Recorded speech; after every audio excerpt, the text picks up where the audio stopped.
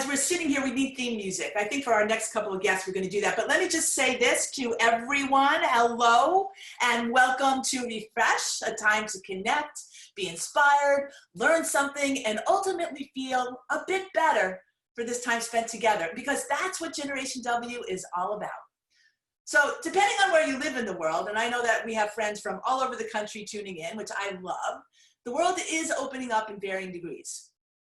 I happen to be living in Florida, and we're reading about how crazy we are for how open we are, but yet we are managing. And interestingly, I think that each new move in this new world adds new degrees of questions, you know, how we look at others, how we feel about ourselves, which undoubtedly adds a little bit of stress. That would happen in most any time, but now everything is amplified. I know we all feel it.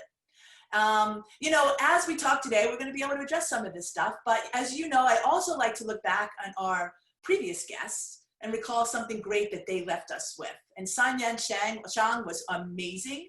She offered such wonderful advice, but I particularly think about when she asked us to consider the cascading power of kindness. I'm going to say it again. I love alliteration, the cascading power of kindness. Let me just say this. This week's guest, Jamie Olken, has the power of cascading kindness. She has her own club, her own fan club for sure. Her direct and astute observations of human behavior has provided help and support for so many, me included. She's a psychotherapist in New York City who is definitely on the front lines of the healthcare crisis. Today's Refresh guest is the wonderful Jamie Olken, but before you get to meet her, I want to introduce you to her in a different context. We're going to go back to 2013, a moment on the Generation W stage.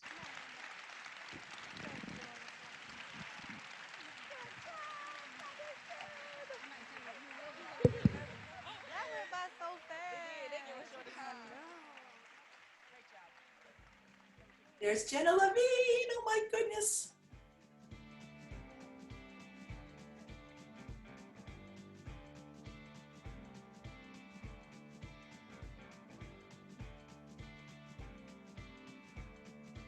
So much emotion. I don't know, Jamie, do you remember this? I remember it so well. Those girls were amazing. So the reason I wanted to start with this, there's a variety of reasons. I have watched this over and over again. I haven't seen this in years and years and years. This is truly a historical moment. This is the moment where Generation WOW was born. Jamie and her fellow social worker worked for 6 weeks with these young girls. They're from all over the country. They represent all different life experiences. And we got them on the stage and asked them, who are you, what matters to you, and how do we help you? And you saw the whole audience, almost 1,000 women rise in response to this experience that you helped lead. And the other thing that stood out was the amount of emotion and how you reached out and everybody was hugging each other. And you know what, I guess if we can't hug right now, we can watch people hugging in that moment of connection, which is so powerful. So Jamie Olken, how the heck are you? Hi, Donna.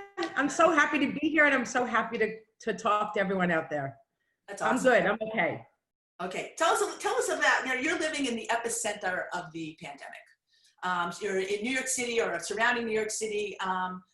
What are you learning what are you seeing? What are you learning out there? Because like I said, there's lots of different experiences. And yet, as someone said to me yesterday on the phone, we do have the common experience of being in this together. Right. Well, I think that what I'm seeing is that everyone is different and nobody knows how to handle this. Nobody really knows what to do. Nobody really knows kind of what the right moves are, what not the right moves are. So we're all winging it. We're all trying to figure out what works for us. And that's really what I find is the most important thing is it's got to change. It has to keep moving, because if we keep trying something and it doesn't work, take another shot at it. Do something else.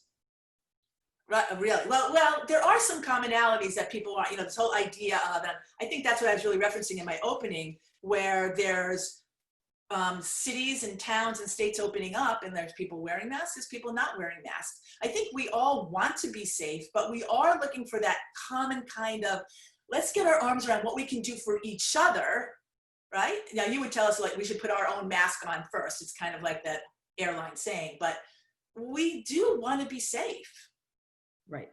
I think everyone wants to be safe, and for different people, safe is differently. I wear a bandana every day. I wear it all day. I just took it off for this because, but I do wear it because when I'm not passing people, I don't wear it. And when I come near people, I do wear it in respect for them. I'm healthy. I feel very lucky to be healthy. But other people are frightened. I see people driving with masks on. I see people wearing gloves all day long. It's hot out. And I see other people that are not wearing masks. And Right. so I think that what we're finding is that we have to find something to respect other people and also to protect ourselves. And that's different for other people, for everyone. True. And that is a good message. So let me ask you, you are ministering to people in your practice, a very robust practice. Are there themes that you're hearing about in this time as to what is on people's minds? I think people, the themes that I'm hearing is, I've never done this before. I don't know how to homeschool my kid. I never even thought about schooling my kid. That's why my kid goes to school. My teachers are so important. I'm spending so much time with adult children. I haven't seen my husband this much in 20 years. I haven't seen my partner this much this whole year. So I'm hearing all different types of things, but the common theme is, how do I take care of myself? And that's really what I think could be helpful today. Right. How you're gonna help us? You're gonna help us take care of ourselves. Speaking of which, there's somebody actually who is on a run in California who wants to say hello and is listening, and that's Dr. Heidi Hanna, who actually kicked off this series way back when. And I know you have seen her speak every single time and are a fan of hers as well. I listen to her stuff to also figure out what I should be doing. And Nikki Glover's on the phone. Hey, Nikki. And Shawana Anderson, one of our WOW facilitators. We like to welcome everyone. And of course, our good friend, Lisa Shallett. Lisa Shallett, by the way, she is on every show. Every show we've done, there's always a hello to Lisa Shallett. So here we go. Lisa, she'll be asking. She shows up to everything, Lisa. Right? And I have to say that Sue and Jenna Levine. Now, Jenna was on the stage at WOW. She was one of our very first WOW girls. So she says hello too. So you talk about, we're in a pandemic. There's no blueprint. There's no clear path. We're winging it. We really don't know. How do we find comfort in the unknown? Yikes. So let's just start off with kind of winging it. What does that mean? As adults, as parents, we don't wing a lot because we're pretty good at what we're doing, whether it's work or parenting or friends. But now we're really winging it because we haven't done it this way and for so many hours and so much time that we have to think about things. So what I wanted, and I don't know if we're going to put up the. We certainly can. This is I'll just a billboard for you, Jamie. This is, in a time of uncertainty, what are the things that we should be focused on? And so let's put that up, Sherry Levin, our wonderful goddess producer. Well, she was our goddess. She's still our goddess. She'll put it up. Am I jumping too fast? No. She'll do it. Okay. So Donna, you asked a question. And the first thing you said, which is, I know I don't do it all the time, is to take care of yourself, to think about oneself. Because we're worrying about friends, we're worrying about kids, we're worrying about elders, we're worrying about everyone. But I'm saying is, I'm going to take time to think about myself, which I don't normally spend that much time doing. So how do I do that? What can you do? So I wake up in the morning and I ground myself. I sit there and I say, huh? I was going to ask you, does that mean you walk barefoot? Just kidding. There are people who talk about that. No, seriously, I've had a massage therapist. You want to ground yourself, walk barefoot. Okay, go ahead. Okay, well, that's good. You can touch the ground. But it actually is that, which is kind of, how do I start the day and how do I have today a better day than yesterday? Right. And so I'm a hyperactive person. My brain is going 500 miles an hour, as yours is and Lisa's. And so how do I ground myself? I take a second and I say, okay, we're going to start the day feeling good. So I started meditating. I never meditated. I never could meditate, and I do it every day. And it's only 10 minutes and it sets my day up now. And it's wonderful. And so I kind of grounding myself means that I'm not jumping out of bed afraid. I'm not jumping out of bed thinking I have a million things to do. I'm just getting up and I'm just going to start my day. And I'm grateful for that. Right. Right. I don't. How many people out there? Just let us know. Are meditators? I have tried. I'm rather comical in my attempts, but I'm just curious. But to hear that coming from you, Jamie, you're a type of personality that you're doing 12 hours of therapy a day for people. That says a lot, actually. It says a lot. So my adult child said to me, meditating has changed my life. And I was like, that's great. I was so happy for him. And I've heard this many times. And I decided it was time that I needed to do something and hear him and try it. And I'm not good at it, whatever that means. I can't wait for 10 minutes to be over. But this morning I did further than 10 minutes. I was waiting for more. And so it's a building. It's not perfect. You don't do it. There's no right or wrong way. And so it's just something to try. Right. It's funny, Melinda Wolf just piped in. Hi, Melinda. And she says, I try to meditate. I can't get to that place. Right. But yeah. What's the place? The place is just laying there. I use a guided person. I use Headspace because I like the woman's voice and the man's voice. And so I just get guided and I do it. And so if I start to finish and I usually fall back asleep, I did it. That's all you have to do. Right. Okay, that's great. Now, let me just ask, Sherry, do you have that? Do you have the graphic? Yes, you do. Here we are. There you go. All right. So these are Jamie's think and do's. Jamie, you've spoken a lot about being vulnerable. A lot of people are talking about how important that is. What does that exactly mean? So when you think about being vulnerable, you think of, if I show you how I feel, you could hurt me. You can make me feel really bad, really stupid, really uncomfortable. And so it's something that when you are vulnerable, you have the chance of being intimate with somebody. You have the chance of actually sharing something and getting something back from somebody. And if we can just allow ourselves let go of the fear of being hurt or the disappointed and just enjoy that vulnerability or that communicating or that asking or that telling that we give to each other. And it doesn't have to be deep, dark secrets. It could just say, I really could use a phone call today, or it really is nice to kind of laugh with you today. And right. So I'm not worried and I think people are being much more generous with time and giving to one another. I'm hearing from my roommate from college. I haven't heard from her in, 100 years. I'm hearing from people I haven't really heard from, and it's so nice. And I don't think of them. And now I do. Right. I get it. And I'm going to just give you some feedback that we're getting here, and we're getting really a lot. Elizabeth Woods meditates 10 minutes a day. She is probably one of the calmest people I know. Nikki Glover expresses gratitude and praise in the morning. I guess that's another way to do it, Jamie, in terms of grounding. Erin, hey, Erin. Erin Caldwell is from the Bay Area. She uses the Calm app at night. I'm thinking about Melinda. Maybe meditation isn't my thing, but I love to garden, and I feel grounded when I do that, when my hands are in the dirt and it's all under my fingernails, and I'm loving my plants. Wherever that place is, I'm feeling good in that place. So maybe it's finding that place, Jamie. And hey, Sharon, is there a way to bring Jamie back on the screen? Go ahead. So Donna, that's actually a great point. So I was using an example of something that you would never think that I would be able to meditate because I'm too hyper. And I think during this pandemic, I am constantly challenging myself where I'm not comfortable with just doing what I always do because it's not enough. I need more help. Right.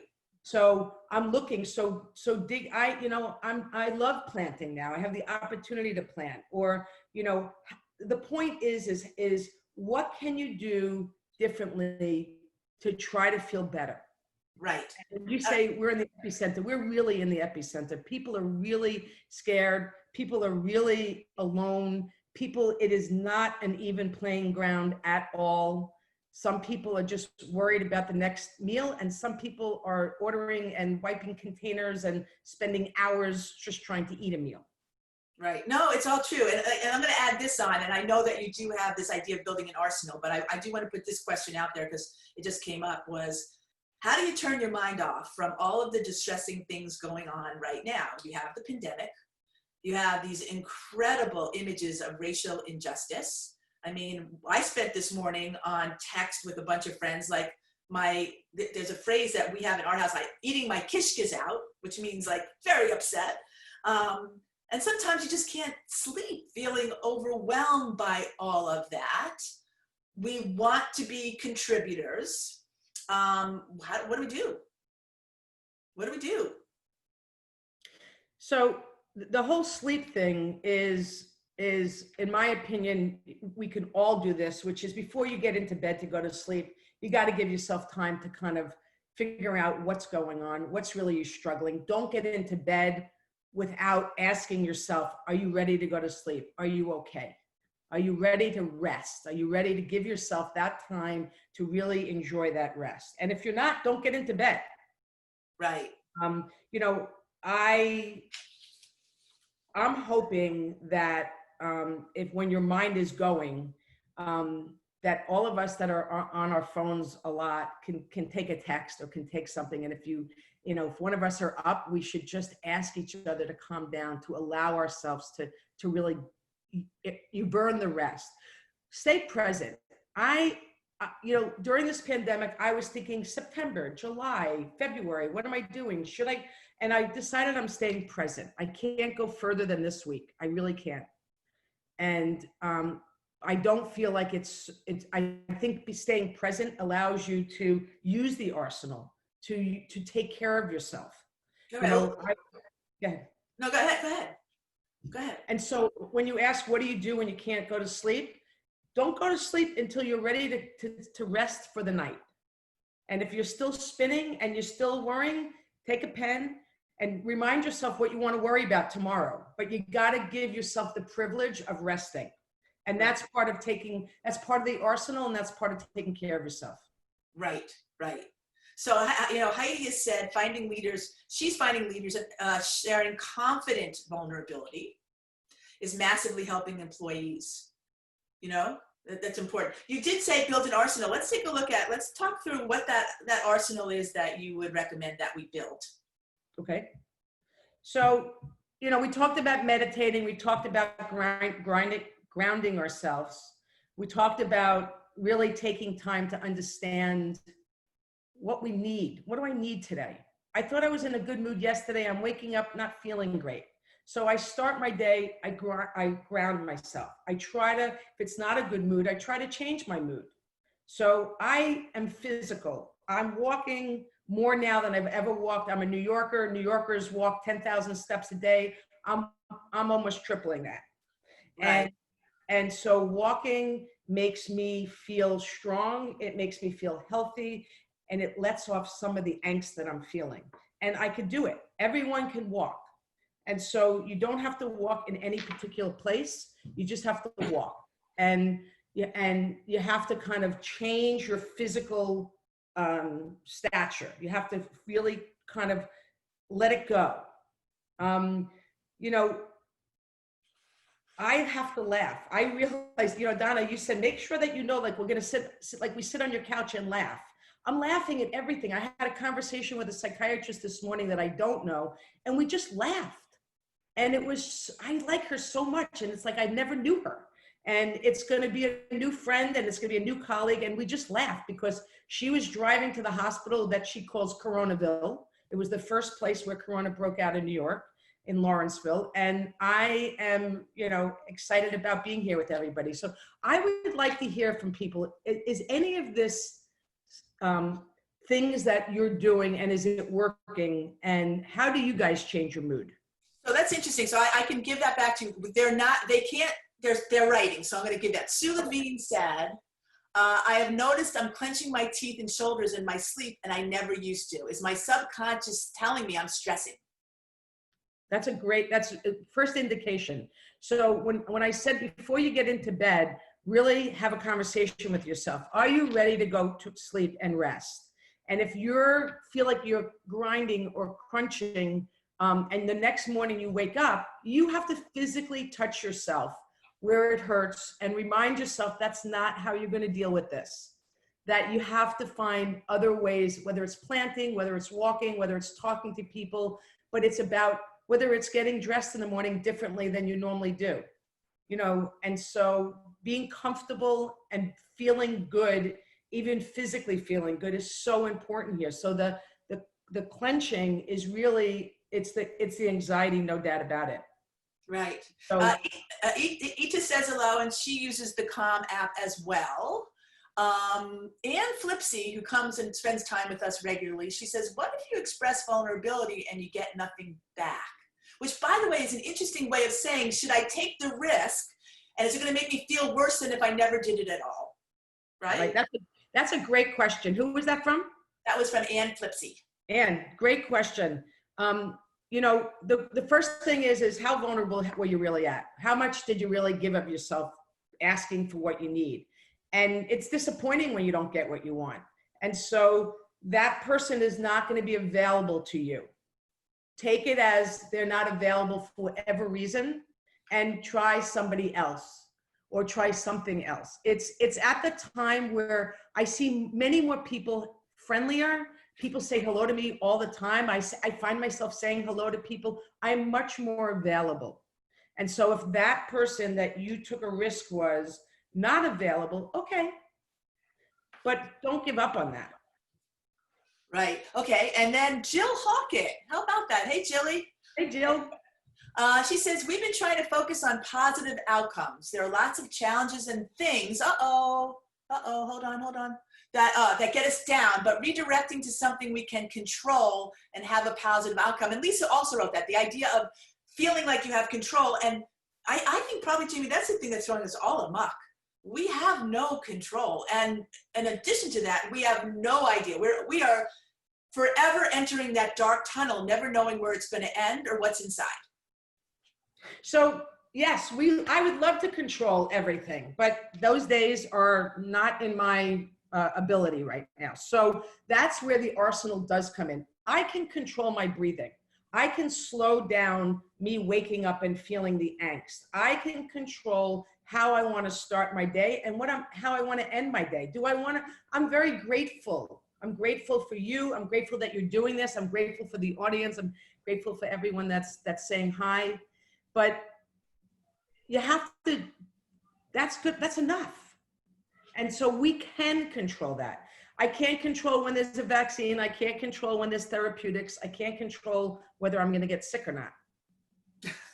And I can't control whether you're going to get sick or not. I can only control staying healthy and eating well, menu planning, like really something I never do. I'm the biggest, whatever happens, happens. And I menu plan now. And there's things that I learned from my family that I've never done. My daughter plans every menu, every day, every meal. Wow, that is rather amazing. And there's some food questions here that I want to get to as well, Jamie, but I want to say this for those of us who are wondering our family's usage of social media. I just got a comment from Mr. MG Orender that says Jamie is awesome, which means he's on Facebook. Oh my God. Who knew?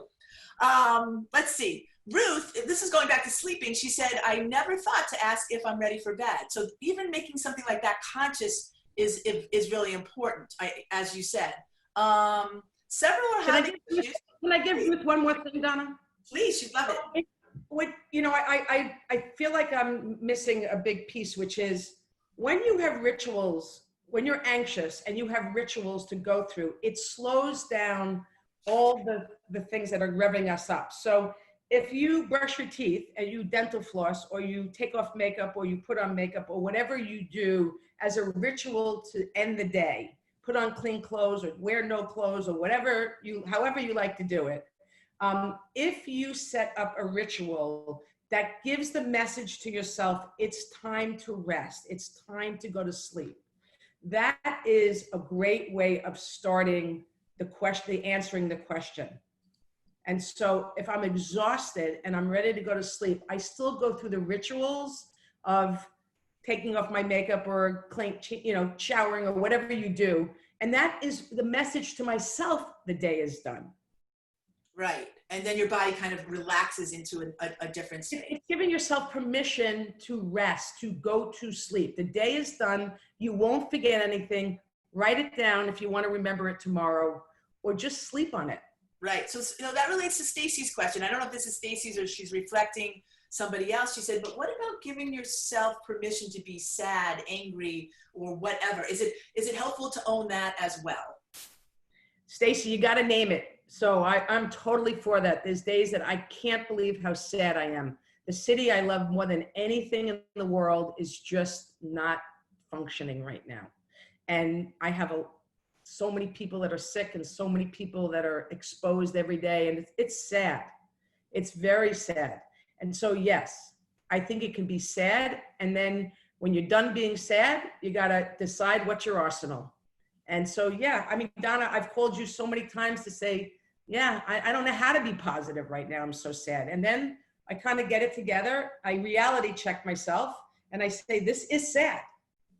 It is sad. And I'm sad that you are so sad, right? Because I think we all feel like, what can we do? You personalize this for me, as do other people, but you really are a real focal point for the sadness. And we're all asking ourselves, what can we do? What can we do? And when we don't feel like it's enough, then that makes us not feel as positive as we'd like. So what you're saying is we really have to kind of wrap ourselves up, rely on each other, and you know what I mean? You gotta be nice. You have to be nice. You have to be nice to yourself. You have to be nice to strangers. You have to be nice to people that need me, like that woman who's, Anne said, she was vulnerable and someone didn't really respond. We all have to be nice. And I think we've lost that a little bit. And I think that, I want to go play tennis at the end of my day, even though there's no tennis courts and I play in a parking lot. But to me, that is pure joy. And while I'm walking across the street to the parking lot, I make a phone call or I text somebody and I just say, hey, I'm just thinking about you. I don't ask for anything more. I just put it out there. And if it's enough, they call me. And if it's not enough, they know I'm thinking about them.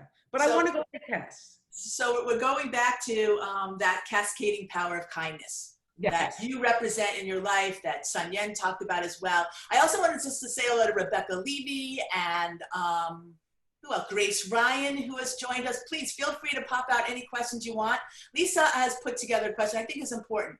What are good questions we can ask ourselves as a self-check to make sure we're okay on track? And what are good questions we can ask others, especially our teenagers? So, with teenagers, you always have the ability to pivot, right? So I think, especially with teenagers, you can try to ask a question that is very open-ended. Good morning. And then when they say, it's not a good morning, you say, bad morning. So you can't stick to what your goal is for yourself. You can't ask your kids something, your teenager something, and expect that they're going to give the answer that you want. Or answer, for that fact, answer you. What's important is for them to know that no matter what, you're going to be there. You're going to ask. And so teenagers are more difficult than adult children. Adult children tell you exactly how they feel, good, bad, and what you don't want to hear. Teenagers may not answer you. So Lisa, there is no good question to ask them. It's you being available to them. So if they don't look well, then you have to say, you're not looking well. Are you okay? Or you didn't eat dinner last night. Can I help you with breakfast? It's letting them get out of the corner. If you put them into a corner, they're not going to be happy, right? And so I also think I was never like this, but I think your kids need to see that it's a struggle for everybody. I think we're pretty powerful parents, and they need to see that we're struggling also. Right, and it's true. And Lisa said that is such a helpful point. All caps, thank you. And Basma is on the phone, and I cannot believe she is. I'm so grateful because I actually have to talk to Basma, and so I'm just letting her know that now. She said, but she's stressing about going to the grocery store, right? And you know, it's really interesting. We had this talk the other day, and I've had it with our group in our kitchen cabinet. Is that as things open up, two things I'm noticing. One, people are holding on to like not opening up. It's like, okay, wait, like I have just hunkered down and I am kind of getting used to this. And now you're asking me to do something else. I don't know if I want to let go, right? Which is, I think, really, really interesting. And then just the stress of putting yourself in harm's way. And I think that's what Basma is. So there are some people that are actually doing very well during quarantine. And it's the antithesis of me. But some people like no schedule. Some people like homeschooling their kids. They don't feel stressed out to get them on a bus or a subway or to get them food or not get them food. They're actually doing well. They're doing art projects and they're spending time and they're collecting things and they really feel good that they don't have to be anywhere at any time. And so I always forget to ask the people that are doing well during quarantine or the pandemic, why? And I think that is something that we have to also know, that some people that we talk to are doing okay with this kind of, you know, hunkering down and being very safe and not going anywhere. Right. And so right. I wish that you could get COVID from emptying a dishwasher, because I would never do it again. And so I think that going to a store is saying, I am going to open myself up to other people and possibly be unprotected.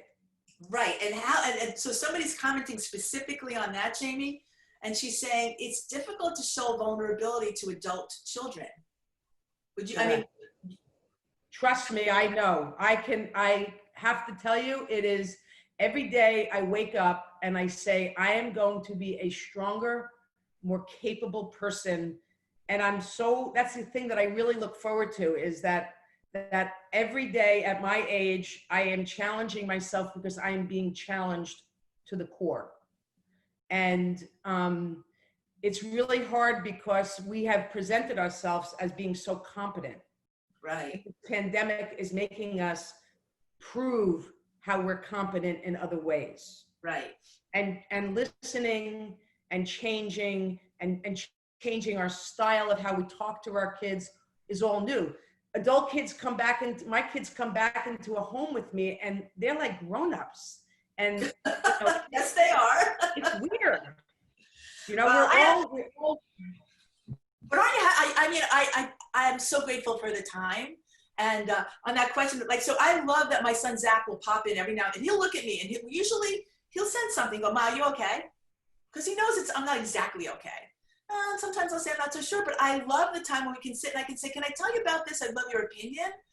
I find that exhilarating, honestly, to be able to get that from them and from them to hear that. I mean, maybe we should do it more often, but I really do like that. So if for those of us who have not done that, you know what, wade in a little bit. It's okay. It's also good to hear what they have to say. My son, who has started this being grateful at dinner every night. And so we actually hold hands and say what we're grateful for. And this is not our style. We've never done it, you know, it's something that was all kind of weird that we're holding hands before we eat. We didn't do any of this, but it could be as simple as I say, I'm grateful that I have my kids, that they're healthy, or I'm grateful that my husband is able to go to work and come back, or healthy, or I'm grateful that I played, you know, a game of backgammon with somebody. It doesn't have to be a huge statement. It could just be recognition that I'm saying something that I probably don't normally say. Right. And so I think we need to hear this stuff. Right. And yeah, and to your point, Holly says she's been happy working from home with my husband and dogs, and I don't want to go back. And it's funny, I'm happy in my little house here, like, and I feel like, should I not be? Right? I've heard like terrible stories. I feel blessed for that. I have gratitude. What I want to do, Jamie, you know, you have an interesting body of work. You've worked with a lot of kids. Somebody brought up teenagers, and you were a contributor to Wowsdom. Actually, you did a thing called 5 Steps to Becoming Mentally Healthy. Here it is. And I wanted to give people a chance to just, if they wanted to screenshot, if you want, we can send you a link. But as a lot of people are working, have their kids at home, I thought these were great, really great little insights to help with kids. Obviously they pertain to himself, but you address social media, you talk about confidence, listening to your body, being open to people. Obviously that's vulnerability. That's another way to say vulnerability to young girls in particular. And live, laugh, and try new things. And so it's consistent with what you're talking about today, but I just thought it was nice to be able to share that this is part of Wowsdom, the Girl's Guide to the Positive and the Possible, but really it's great advice for us all. You remember writing this? Yeah, of course. I hope. I still, every single one of those points are important. Yep, absolutely, absolutely. So anyway, I just wanted to let everyone know, here's just another aspect of Jamie's work, and you get to share in that. People are asking questions about overeating as a coping mechanism, Jamie. You know much about food and the way it impacts I can help you with a lot of that. Okay. So there's nothing better than a pint of ice cream to slush down sadness, or maybe you don't even know that you're sad, or fear. People that are oral, there's something about touching inside, and there's something about just shoving the feelings down. And some people do the opposite. They can't eat because they can't even tolerate ingesting those bad feelings. Most people don't overeat because they're happy as can be. It's usually a feeling that they're uncomfortable with. And so that's one of the biggest challenges of working from home, having a refrigerator that's, thankfully full, and being very aware of how you feel.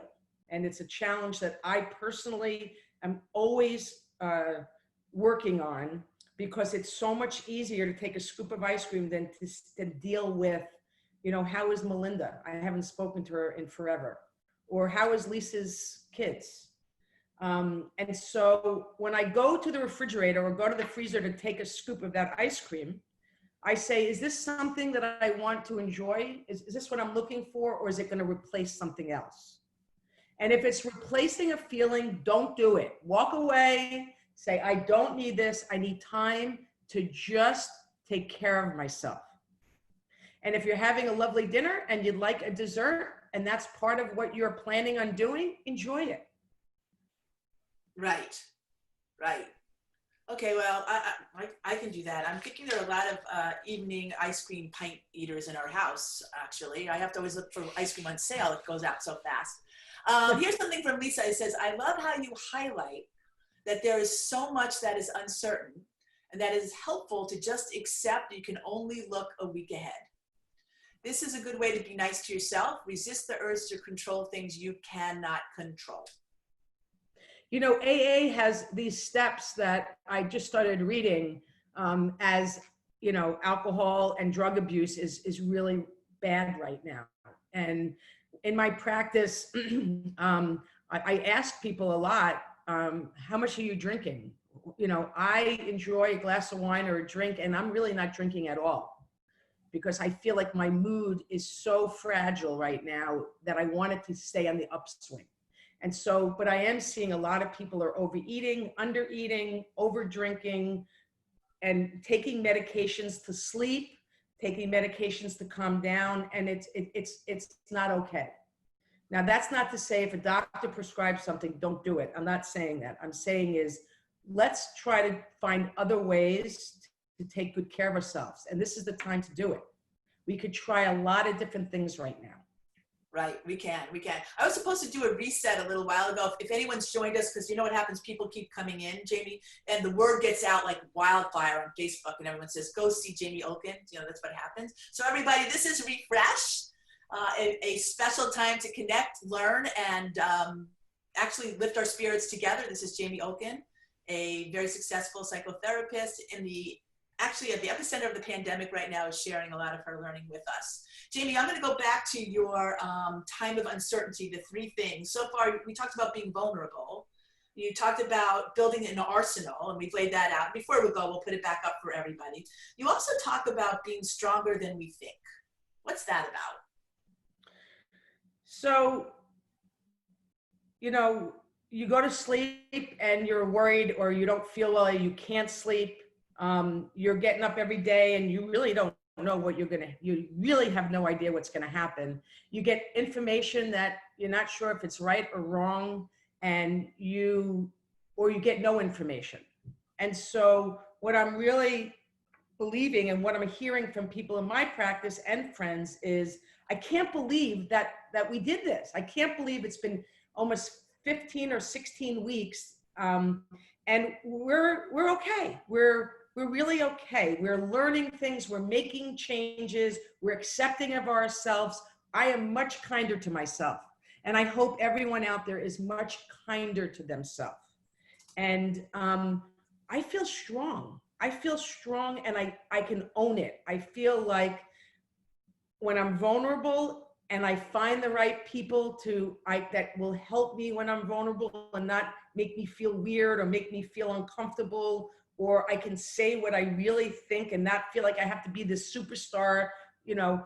And when I say that and I get support, I get to move to the next step of this pandemic.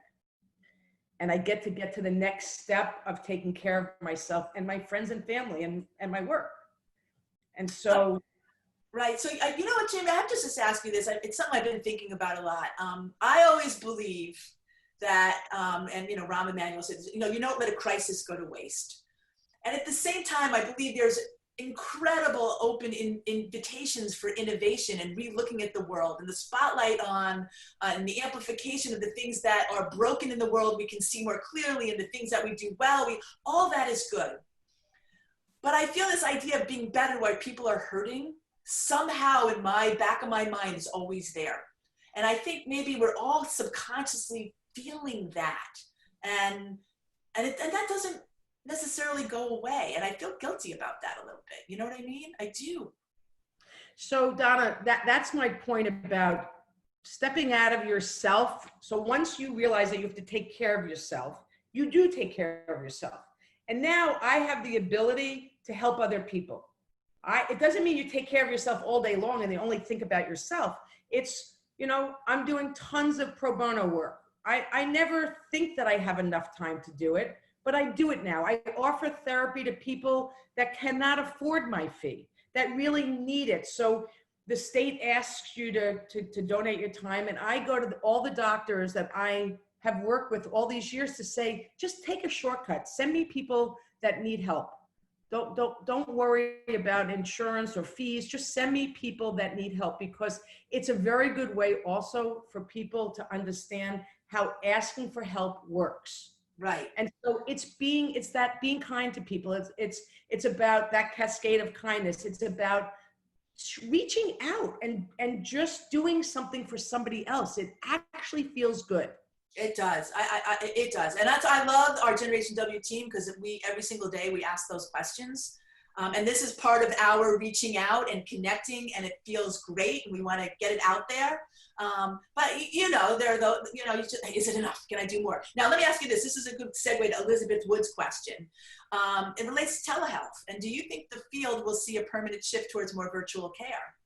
I mean, right before, people were doubtful about telehealth, getting a doctor on the phone and whatever. I know you've done that for a long time, but do you think this is opening access to more people? So I'm hoping that it will level care to all people. And so, doctors, when insurance companies and when people say everyone will get tested, everyone should get tested when available, or that people will get care or therapeutics, that is very important message. And without jumping into politics, I do think that there's going to be a huge change, and a better change, on how people get care, how people will see doctors, how people will see therapists, how people will find a more opportunity to get taken care of and to take care of themselves. So the answer, you know, I was talking to my son who misses the camaraderie of his office. He misses his friends at work. He never knew that he liked so many people at work. And then he said, a couple of weeks later, he said, you know, I think I'm going to try to work 1 day a week from home. I like this, that if I don't have, you know, a horrible long day, I could do it from home and then have more time. So I think everyone is trying to feel what's going to change for the better for them. Right. And I think as employers and as people, we have to be more open to what people need. True. That's true. But, you know, I think of a segment here that's really caught in the toughest spot, and that's our college kids. Right? Is what? Our college kids, because they really have no control. I mean, they don't know what to expect. They are just kind of sitting back waiting for it to happen. So Jim, I'm sorry. I'm glad that you asked that, and I'm sorry I didn't read it. Now I see how to do this. I don't know how to do this. So, but you do now. You see, we will end up better for this, Jamie. You do now. I actually like this. I wish I could see everybody, but I do. I like seeing you, Donna. So I think the truth is about college is that this is the time to separate from us, right? And so this is when you're going to trust an institution to provide you things that families and parents don't do. And so the kids don't even know if they're going to have dorms. They don't even know where they're going to live. They don't even know if they're in. So this is something that, unfortunately, your daughter's angst is real, and we need to help her get through every day until these schools make a decision. And I think we can't fix that. We have to help her understand this stinks. And she's right. It's a real angst, and hopefully she will reach out to people that she normally wouldn't reach out to that are going to the same school, and maybe she's going to change her schools. A lot of kids that are paying tuition for these very elite schools are thinking, well, maybe I shouldn't. If I'm going to do online schooling, maybe I should go to another schools. And I think that, you know, NYU sent out a letter with their financials showing how it's really. It was a letter with their financials to the Stern Business School, and because people, they're not going to get their money back. And so I think your daughter, Danielle's angst is real, and we have to tell her it's real, and we have to tell her that there's nothing wrong with her. It's real. Right. It's not her fault, and it's not her problem, and there's nothing wrong with her.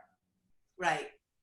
So it's interesting because Whitney Meyer, who works at UNF, she is an incredible leader. We partner with the University of North Florida in many ways, but we're really proud, and Stacy's leadership on our part is working with them on creating a program for all of their incoming women freshmen.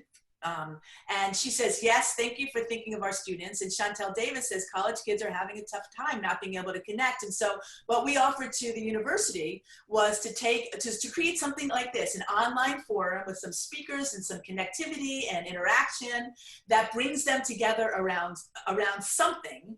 And so Whitney, I'm just saying, I'm looking forward to this happening. Stacy, we're working on this. Because this really does matter. It really, really does matter. I'm just going to say, final one. Okay. Your final thing, Jamie, and you did allude to it, is we can come out as better people after this. So I had the privilege of being at Generation W with Dr. Edie, and I look for her Instagram every day. I look for it.